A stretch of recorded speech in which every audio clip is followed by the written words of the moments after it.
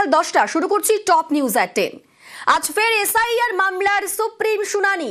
শেষ শুনানিতে বেনজির পরিস্থিতির কথা উল্লেখ, রাজ্য কমিশন সংঘাতে বিশ্বাসহীনতার কথা উল্লেখ, রাজ্যে এসআইআর প্রক্রিয়ায় জুডিশিয়াল অফিসার নিয়োগ, 28-এর মধ্যে বৈধ ভোটারের তালিকার নির্দেশ। আজকে সেই মামলার ফের শুনানি। কখন শুনানি? আমাদের সঙ্গে রয়েছেন প্রতিনিধি মৈত্রেয়ী, আরো বিস্তারিত বলবে মৈত্রেয়ী। শেষ শুনানির দিন প্রধান বিচারপতি সূর্যকান্ত তিনি জানিয়েছিলেন যে মার্চের প্রথম সপ্তাহে এই মামলার শেষ শুনানি করবেন তারা, কিন্তু আজকেই এই মামলার শুনানি হচ্ছে এবং এই মামলাটি সাপ্লিমেন্টারি লিস্টে 301 নম্বরে রয়েছে। ফলে এখনো পর্যন্ত যেটা জানা যাচ্ছে যে মামলার সম্ভবত এই মামলা একেবারে কোর্ট বসার সঙ্গে সঙ্গে অর্থাৎ 10:30টার কিছু পরে এই মামলার শুনানি হয়ে যেতে পারে, এমনটাই কিন্তু সম্ভাবনা এখনো পর্যন্ত জানা যাচ্ছে। কেন মাত্র 3-4 দিনের মাথাতেই ফের শুনানি, সে বিষয়ে আইনজীবীদের একাংশের বক্তব্য যে যেহেতু সামনের সপ্তাহে হোলির ছুটি থাকার কারণে সর্বোচ্চ আদালত বন্ধ থাকবে, ফলে সেই কারণে সম্ভবত এই মামলার তড়িঘড়ি শুনানি করা হচ্ছে। তবে আজকে যখন শুনানি শুরু হবে তখন আরো বিস্তারিত বিষয় সামনে আসবে। সর্বোচ্চ আদালতের নির্দেশ মেনে ইতিমধ্যেই পদক্ষেপ করা শুরু হয়েছে, জুডিশিয়াল অফিসার নিয়োগ করা হয়ে গিয়েছে এবং তারা কাজও শুরু করে দিচ্ছেন, তাদের ট্রেনিং শুরু হয়ে গিয়েছে। ফলে সেই গতি প্রকৃতি এবং সেই প্রগ্রেস কতটা এগিয়েছে সে বিষয়েও আজকে সর্বোচ্চ আদালত একটা রিপোর্ট নেবে বলে মনে করা হচ্ছে। অনিন্দিতা, গত শুনানিতে মমতা বন্দ্যোপাধ্যায়ের সওয়ালেই মান্যতা দেয় সুপ্রিম কোর্ট। রাজ্যে এসআইআর এর কাজে জুডিশিয়াল অফিসার নিয়োগের বেনজির নির্দেশ দেয় শীর্ষ আদালত। জুডিশিয়াল অফিসারদের সিদ্ধান্ত হবে চূড়ান্ত, এমনটাই জানান বিচারপতি।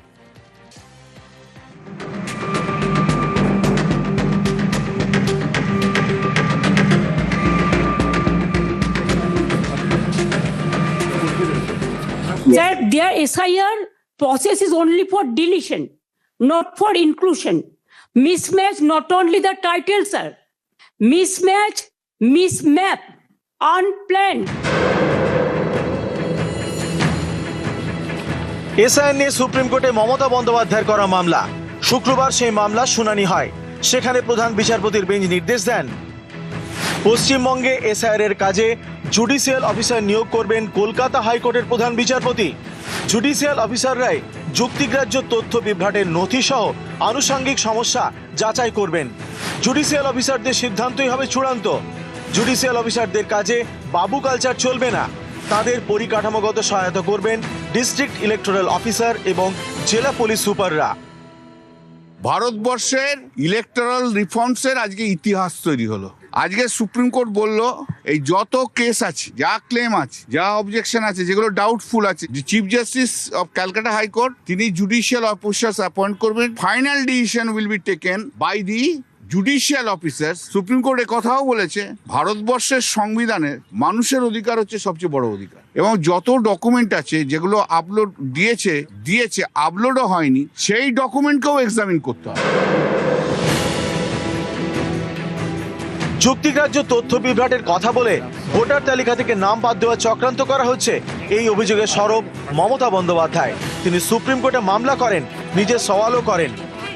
That their SIR process is only for deletion, not for inclusion.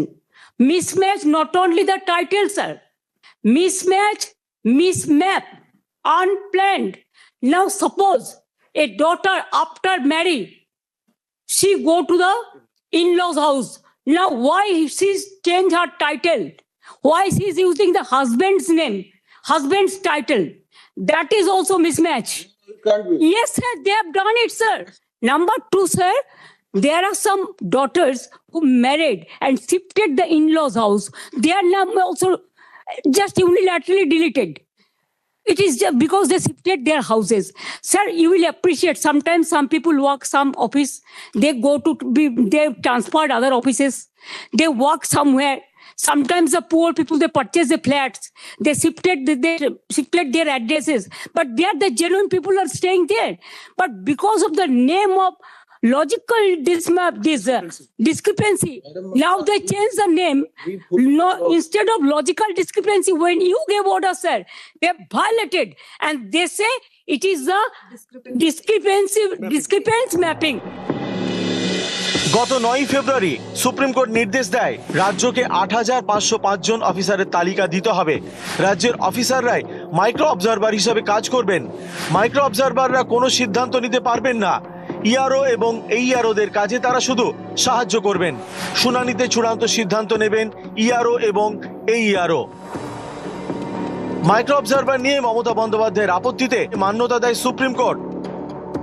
এবার যুক্তিগ্রাহ্য তথ্য বিভ্রাট নিয়েও মমতার সওয়ালে সুপ্রিম মান্যতা। জুডিশিয়াল অফিসার নিয়োগ করার নির্দেশ শীর্ষ আদালতের। মমতা বন্দ্যোপাধ্যায় যে কথা বলেছে, অভিষেক বলেছে, আমরাও চেষ্টা করেছি, সবাইকার মান্যতা পেয়েছে। নিউজ 18 বাংলা। বিচার বিভাগের বিচারে প্রায় 60 লক্ষ, সোমবারও পুরোপুরি কাজ শুরু করা গেল না। কমিশনের পোর্টাল বিভ্রাটে এসআইআর বিচারে দেরি, পোর্টালে দিনভর ওটিপি সহ একাধিক সমস্যা। প্রায় 60 লক্ষ যুক্তিগ্রাহ্য তথ্য বিভ্রাটের নিষ্পত্তি বাকি। আমাদের সঙ্গে রয়েছেন প্রতিনিধি সোমরাজ। সোমরাজ, গতকাল তো পুরোপুরিভাবে কাজ শুরু করা গেল না পোর্টাল বিভ্রাটের জন্য। আজ সকাল থেকে কি আপডেট, এই পোর্টাল বিভ্রাটের নিষ্পত্তি কিভাবে? দেখো, গতকাল রাতের পর থেকেই পোর্টাল সচল হয়েছে। ইতিমধ্যেই 200 জন জুডিশিয়াল অফিসার যারা ওটিপি পেয়েছেন, লগইন আইডি পেয়েছেন, গতকাল রাত থেকেই তারা কাজ শুরু করতে পেরেছেন, তেমনটাই কমিশন সূত্রে খবর। প্রায় 60 লক্ষ অভিযোগের নিষ্পত্তি করতে হবে জুডিশিয়াল অফিসারদের।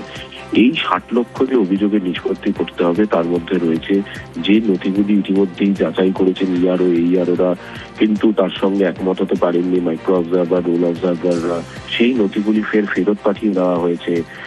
এখনো পর্যন্ত 1,52,00,000 নোটিশ জেনারেট হয়েছে, যার মধ্যে 60 লক্ষ অভিযোগের নিষ্পত্তি করতে হবে জুডিশিয়াল অফিসারদের। 294টি বিধানসভার জন্য বিধানসভা ভিত্তিক এই তালিকা ইতিমধ্যেই প্রস্তুত করেছে জাতীয় নির্বাচন কমিশন, কিন্তু এখনো পর্যন্ত 294টি বিধানসভার জন্য 294 জন জুডিশিয়াল অফিসার পাওয়া যায়নি। কমিশন মনে করছে কলকাতা হাইকোর্টের মাননীয় প্রধান বিচারপতি সেই চেষ্টা করছেন যাতে 294 জন জুডিশিয়াল অফিসার পাওয়া যায়। এখনো সেই প্রক্রিয়া চালানো হচ্ছে, কিন্তু আপাতত যতজন জুডিশিয়াল অফিসার পাওয়া গেছে তা নিয়েই কাজ শুরু করে দেওয়া হয়েছে। ইতিমধ্যেই পোর্টাল মারফত কাজ হচ্ছে। সব থেকে বেশি অভিযোগের নিষ্পত্তি রয়েছে মুর্শিদাবাদ জেলায়, তারপর রয়েছে উত্তর 24 পরগনা, দক্ষিণ 24 পরগনা জেলায়। ধন্যবাদ সোমরাজ। না, পোর্টাল অনেক জায়গায় আরাম হয়ে গেছে। পোর্টাল অনেক জায়গায় আরাম হয়ে গেছে। মাঝখানে স্টার্ট হয়েছিল একটা টিদিং প্রবলেম ছিল, কিছু জায়গায় ওটিপি প্রবলেম ছিল, এখন অনেক জায়গায় সলভ হয়ে গেছে। এটা আমাদের ইন্টারনাল মিটিং ছিল, এমন কোনো মিটিং ছিল না কি প্রপোজাল এখানে ওখানে।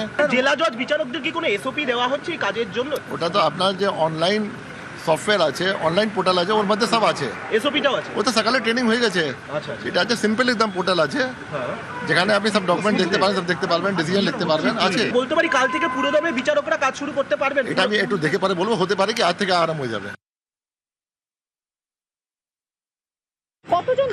প্রায় 200-র কাছাকাছি লগইন আইডি দেওয়া হয়েছে। কাজ কি শুরু হলো? হ্যাঁ, কাজ শুরু হয়ে গেছে। কাজ শুরু হয়ে গেছে।